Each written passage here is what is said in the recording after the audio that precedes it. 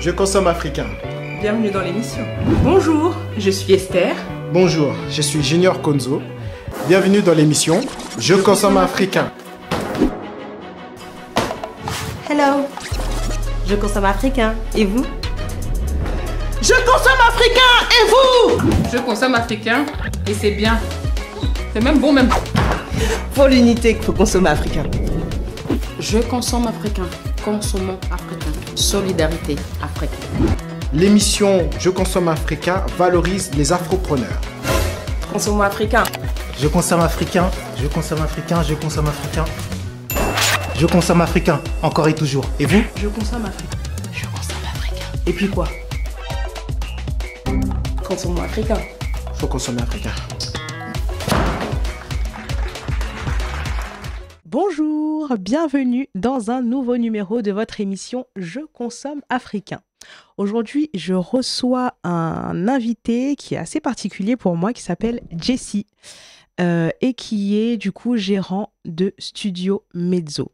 Je vais le laisser se présenter et vous présenter du coup son activité et ce qu'il propose au sein de Studio Mezzo. Bonjour Jessie. Bonjour à toi Esther. Comment tu vas? Ça va, hein, ça va. Au rythme du pays, comme on dit. Au rythme du pays. Alors, est-ce que tu peux brièvement te présenter? Bah, écoute, je m'appelle Jessie Mezzo, pour ceux qui me connaissent. Donc, voilà, je suis aujourd'hui, je me définis un peu comme un entrepreneur musical. Mais en réalité, j'étais compositeur, musicien et puis ingénieur du son. D'accord. Et aujourd'hui, je suis essentiellement ingénieur du son et entrepreneur musical de mon propre studio. Ok, super. Du coup, quelles études tu as fait? Quelle formation tu as effectuée pour devenir ingénieur du son? Alors, pour être honnête, moi, je suis autodidacte en termes d'ingénieur du son. Donc, j'ai vraiment pas fait d'études dedans. À la base, j'ai fait une licence en communication. Donc, ça n'a rien à voir, même si, effectivement, ça me sert quand même aujourd'hui pour œuvrer. Mais sinon, je suis complètement autodidacte dans le son. D'accord. Ouais. Ok. C'est pas donné à tout le monde. C'est vrai, et j'en suis conscient, t'en fais pas. J'en suis conscient, on essaie de rester modeste, c'est vrai, mais des fois, quand même, on se dit quand même on est chanceux, c'est vrai. Très bien. Du coup, en visitant tes pages sur les réseaux sociaux et notamment le site Studio Mezzo, on voit que tu as plusieurs casquettes musicalement parlant. Comment est-ce que tu te définis? Alors, comme je t'ai dit, je suis entrepreneur musical. Moi, je me définis vraiment comme ça aujourd'hui. J'ai un peu du mal à me détacher des projets. C'est-à-dire que quand une personne vient aujourd'hui au studio pour travailler avec moi, je joue un petit peu tous les rôles. J'adopte un peu toutes les casquettes. D'accord. Je fais vraiment beaucoup d'accompagnement moral et technique, artistique. Voilà. Donc, en réalité, je suis compositeur, donc j'aide à la composition. Les artistes, souvent, quand ils viennent généralement simplement avec une maquette, tu sais, sur une voix, une note vocale, un truc comme ça, voilà.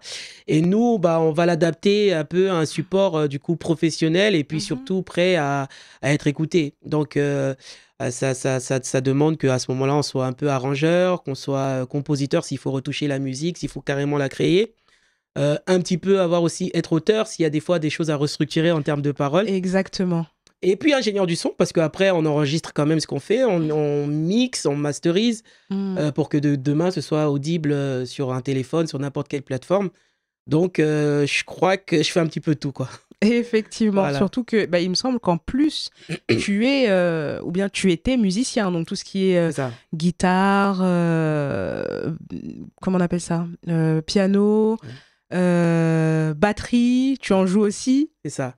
Exactement. Après, c'est vrai que ça favorise pour les compositions. Mais c'est vrai qu'aujourd'hui, je partage beaucoup plus quand même. J'essaye de pas trop m'accaparer les projets. D'accord. Donc, c'est vrai que quand une personne vient, alors un projet ou deux, oui, je peux généralement tout jouer. Donc, l'avantage d'être polyvalent, en termes de budget, c'est aussi plus intéressant pour les clients. Mais sinon, malgré tout, j'appelle quand même d'autres personnes d'autres musiciens que je peux solliciter pour intervenir en termes de...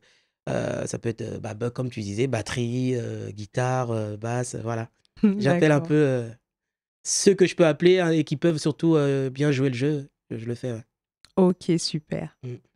D'où est venue l'idée du coup d'ouvrir ton propre studio et pourquoi un studio et pas simplement devenir beatmaker ou musicien professionnel? Alors vraiment, je te dirais que j'ai pas vraiment eu le choix. C'était pas forcément dans mes rêves. Vraiment, je me voyais travailler peut-être dans la musique, mais pas différemment. Mais le studio, c'était parce que déjà j'ai eu des studios partout quand j'étais chez mes parents. Après, j'ai vécu seul et j'ai fait un studio chez moi, dans mon appart, dans ma chambre, etc. Et je crois que les voisins n'en pouvaient plus. Oui, je peux comprendre. Donc, quand les voisins n'en peuvent plus, bah, tu te rends compte que finalement, bah, ça te rapporte assez bien et qu'il y a moyen vraiment d'envisager un avenir là-dessus. Et bah, je me suis dit, bah, je vais essayer de chercher quelque chose, histoire de pouvoir au moins mettre tout le matériel que je commençais à acheter, etc. et qui pouvait peut-être plus contenir dans une petite chambre. Et donc, voilà, au final, je suis parti comme ça pour finalement faire un studio. Mais pareil, c'était un peu comme un coup de tête. C'était pas quelque chose qui était spécialement prémédité, non. Voilà. Ok, d'accord. Comment tu gères un studio qui est ouvert 24 heures sur 24? On embauche. On embauche, on recrute, on essaye de prendre des personnes plus talentueuses que soi. On essaye de trouver des pépites, trouver vraiment des personnes intéressantes qui en veulent. Parce que moi, je le dis tout le temps, je dis, il suffit pas, surtout en 2022, d'être simplement un bon musicien. Il faut être un vrai soldat, un guerrier. Il faut être quelqu'un qui en veut, qui a toujours la quête de la perfection, de trouver les meilleurs sons, toujours rechercher. Donc, bah, on tourne. Donc, ça fait que moi, c'est vrai que je fais des grosses journées. C'est vrai, je fais de très, très grosses journées. On peut commencer à 10h et finir à 3h du matin, 4h et revenir le lendemain à 10h. Et ce, pendant plusieurs mois, ça c'est vrai. Mais je travaille pas le dimanche. Donc, du coup, j'ai quelqu'un qui travaille le dimanche. J'ai d'autres personnes qui s'occupent vraiment, si j'ai enchaîné trop de séances nocturnes, bah, qui vont assurer les séances de journée. Donc, j'ai aujourd'hui une équipe, 2 ingénieurs qui travaillent avec moi. D'accord. Voilà. Et puis après, à côté de ça, on a un studio de répétition, toujours dans le même, dans les mêmes locaux, on va dire. On a un studio de répétition et où on fait des live sessions, des lives acoustiques, des lives de groupe. D'accord. Qu'on a réalisé déjà plusieurs fois. Et puis, c'est pareil, il y a des gens du coup qui s'occupent à installer, s'occuper des répétitions et tout ça. Donc, voilà, on s'entoure. En tout cas, on s'entoure. D'accord. Impeccable. Est-ce que tu comptes ouvrir des franchises ou d'autres studios sur l'Île-de-France ou même sur la France? Alors, sur la France, peut-être pas. Alors, si oui, peut-être pas un studio d'enregistrement, parce que je pense que déjà avec un seul, c'est déjà beaucoup de travail, c'est vraiment beaucoup de travail, mais éventuellement un studio de répétition, peut-être proche Paris, oui, on y pense, et effectivement, mais sinon, je pense dans l'Europe, dans d'autres pays, ouais, parce que aujourd'hui, je me rends compte que c'est vrai que notre diffusion, elle s'élargit. La communication et le bouche à oreille marche énormément dans d'autres pays que la France, la Belgique, l'Allemagne. Genre, je reçois énormément aujourd'hui alors via les réseaux déjà et de clientèle qui viennent de ces pays-là, et je me dis effectivement, ou même d'Afrique. Exactement. Je vois que tu es renseigné. Oui. Voilà, même d'Afrique. Donc c'est vrai qu'aujourd'hui on commence à penser à avoir d'autres pays, et essentiellement l'Afrique. Mais si c'était l'Afrique, je pense que on partirait d'abord dans un premier temps sur des studios de répétition. D'accord. Vraiment. Je vais essayer de faire quand même une réponse courte, mais c'est un sujet important pour moi. Donc c'est bien d'avoir aujourd'hui l'opportunité d'en parler.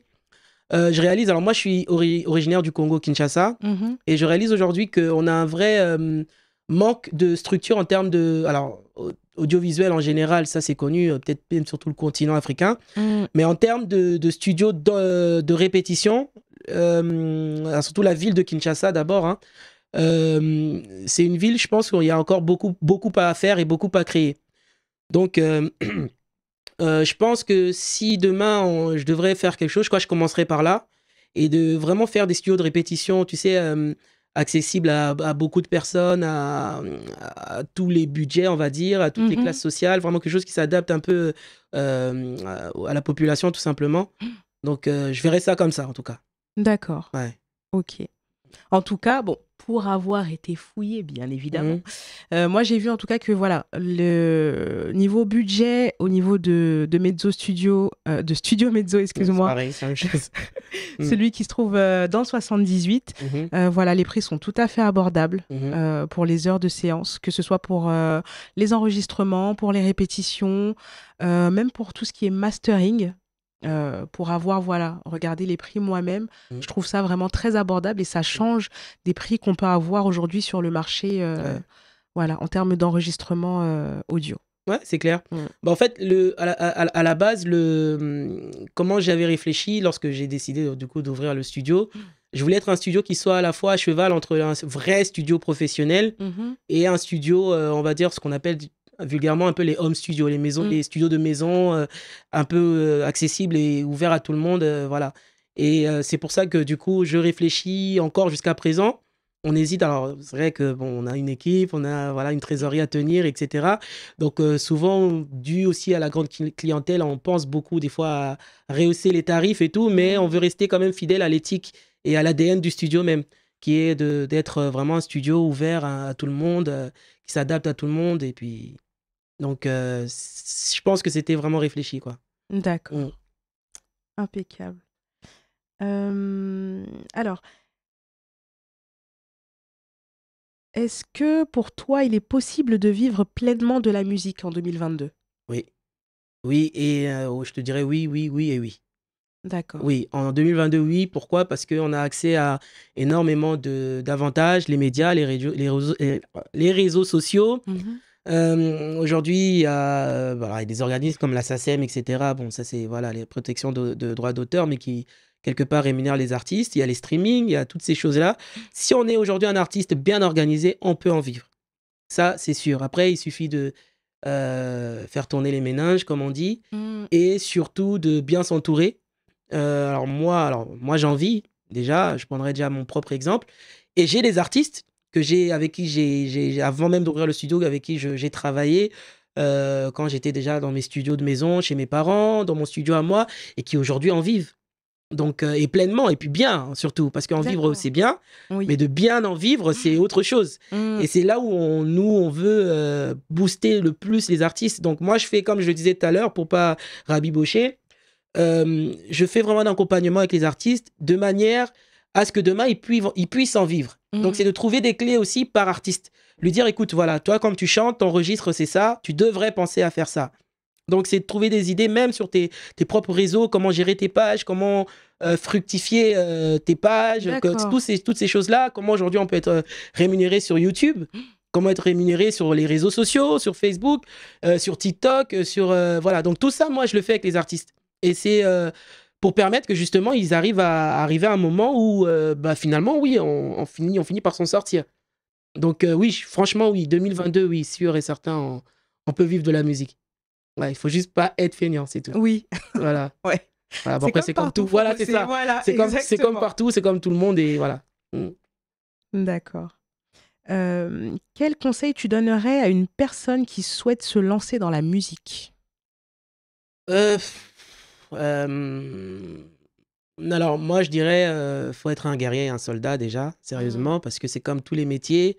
Quand on se lance, alors déjà, on est exposé, donc on est face à un peu à la merci de tout le monde, de ceux qui nous apprécient, ceux qui nous apprécient moins ou pas. Donc, vraiment être quelqu'un qui garde toujours en tête, on va dire, sa mission, son premier amour, qui est peut-être la musique, et d'ailleurs, je l'espère, et toujours bien s'entourer, et puis commencer. Moi, j'ai souvent des personnes qui me contactent, alors des beatmakers, etc., tu vois, qui aujourd'hui un peu nous regardent, nous suivent et tout, et qui me posent souvent cette question. Et moi, je leur dis, quelqu'un qui veut se lancer, c'est de se lancer. C'est déjà le premier conseil que je vais te donner. Parce que souvent, nous, on prend le temps à tellement analyser qu'on ne finit jamais par se lancer. Et finalement, on se lasse. Donc, il faut se lancer. Fais des tests, prends des artistes, travaille, même si c'est gratuit, tu fais le truc. Demain, cet artiste, si ça marche pas, au moins ça te fait de l'expérience, des compétences, et puis ça t'ouvre des portes à d'autres personnes, à d'autres artistes qui finalement, eux, peuvent venir et finalement payer. Et ce que tu avais peut-être l'impression d'avoir perdu en termes de séances, de temps, d'énergie dépensée, bah, tu les regagnes après. Et c'est un peu la politique d'ailleurs de la musique. Hein. Souvent, on peut voir des artistes faire des gros projets. On se dit, il a dû gagner des millions, gagner énormément, or qu'au final, c'est simplement, il a été très intelligent de se dire, bah, je peux gagner en termes de visibilité, je peux gagner en termes d'audience, voilà. Et c'est comme ça qu'on réfléchit. Et c'est là où finalement, c'est le premier conseil que je donnerais, c'est vraiment lance-toi. Lance-toi, fais des tests, trouve une ou un artiste, commence, et puis, à mon humble avis, ça finit toujours par payer, toujours. Ok, super. Alors, on arrive à la fin de notre émission. Pour la deuxième et dernière section, je vais te demander d'aller arborer une tenue un peu plus aux couleurs de l'Afrique. Pas de problème, Esther. Alors, on va passer du coup à la dernière partie de notre émission, le fameux 2 minutes pour convaincre. Okay. Pendant ces 2 minutes chrono, tu vas pouvoir t'adresser directement à nos téléspectateurs pour leur dire pourquoi ils doivent faire appel à Studio Mezzo, que ce soit pour leur enregistrement, mastering ou même accompagnement musical. Parce que tu t'y connais tellement, en fait, tu es tellement multicasquette que pour moi, voilà, tu peux les accompagner vraiment sur leur projet de l'amont à l'aval. Donc, écoute, c'est à toi. Je t'en prie. Merci Esther. Déjà, merci de m'inviter. Aujourd'hui, on n'a pas souvent la parole, tu vois, parce que nous, comme on dit, on est des personnes de l'ombre. Alors j'espère vraiment que mes confrères aussi, être un peu un haut-parleur pour tout le monde et qu'après, il y aura d'autres personnes que vous allez inviter comme ça, en tout cas dans mon corps de métier. Alors avant de convaincre, moi, je voulais alors juste rappeler aux personnes l'activité qu'on fait dans un studio d'enregistrement, de répétition, mais pas que. C'est aussi un studio de production. Hein, on produit donc des artistes, des événements. Donc comme des chansons personnalisées pour les mariages. Donc si jamais tu as quelqu'un qui se marie, hein, on fait des chansons personnalisées, c'est-à-dire que vraiment une chanson à l'honneur des mariés avec leur nom dedans. Donc souvent c'est à connotation rumba, ou sinon on fait aussi des flash mobs pour les danses, les chorés, etc. Super. Donc voilà. Donc comme j'ai dit, voilà, on a su aussi de production. Aujourd'hui, voilà, je suis en partenariat avec une maison d'événementiel. Hein, qui s'appelle Concept Event et qui organise un concert le 12 juin avec KS Bloom et Moridja et qui viennent d'Afrique. Donc voilà, donc je ne vais pas spécifier que voilà, moi je fais beaucoup aussi de gospel. Donc on est parmi les gens qui espèrent en tout cas faire avancer le gospel ici en France et en Europe. Le 14 mai, il y a Héritier Céleste avec NK Divine à ne pas rater. Et tout ça, c'est vraiment la jeune génération du gospel qui aujourd'hui... On en parlait des gens qui vivent tout à l'heure de la musique. Exactement. Donc, je pense que c'est les preuves vraiment à l'appui. Donc, si tu n'as rien à faire le 14 mai, je t'invite pour Héritier Céleste, NK Divine, et le 12 juin pour KS Bloom et Moridja. Super. D'accord ? Donc, voilà. Alors, 2 minutes pour convaincre. Je pense que je prendrais même moins de 2 minutes. Travaillez avec nous parce que si vous avez des rêves, on espère vous aider à les réaliser, à les emmener vraiment... peut-être au-delà de vos ententes. Et pour nous, la satisfaction, c'est de vous satisfaire d'abord. Voilà. Super. Impeccable. Notre satisfaction, c'est de vous satisfaire d'abord. Je pense qu'on ne peut pas être plus clair, en fait. Ouais, j'ai improvisé. Hein. Donc après, je ne sais pas si c'est très français tout ce que j'ai dit. C'était parfait. En tout cas, j'espère que c'était bien. En tout cas, merci à toi. Merci à Je Consomme Africain. Je t'en prie. Et merci. Merci infiniment. Merci à toi d'être venu sur notre plateau. Notre émission prend fin et du coup, je vous donne rendez-vous très bientôt pour un prochain numéro. Si vous aussi, vous voulez venir sur notre plateau, nous présenter votre business, votre activité, excusez-moi, votre événement, n'hésitez pas à nous écrire via l'adresse mail qui s'affiche en bas de l'écran. Je vous dis à très bientôt pour un prochain numéro. C'était Esther dans Je Consomme Africain, l'émission sur Vox Africa. Je consomme africain. Bienvenue dans l'émission. Bonjour, je suis Esther. Bonjour, je suis Junior Konzo. Bienvenue dans l'émission Je consomme africain. Hello. Je consomme africain. Et vous? Je consomme africain. Et vous? Je consomme africain et c'est bien. C'est même bon, même. Pour l'unité, il faut consommer africain. Je consomme africain. Consommons africain. Solidarité africaine. L'émission Je consomme africain valorise les afropreneurs. Consommons africain. Je consomme africain, je consomme africain, je consomme africain. Je consomme africain, encore et toujours. Et vous? Je consomme africain. Je consomme africain. Et puis quoi? Consommons africain. Faut consommer africain.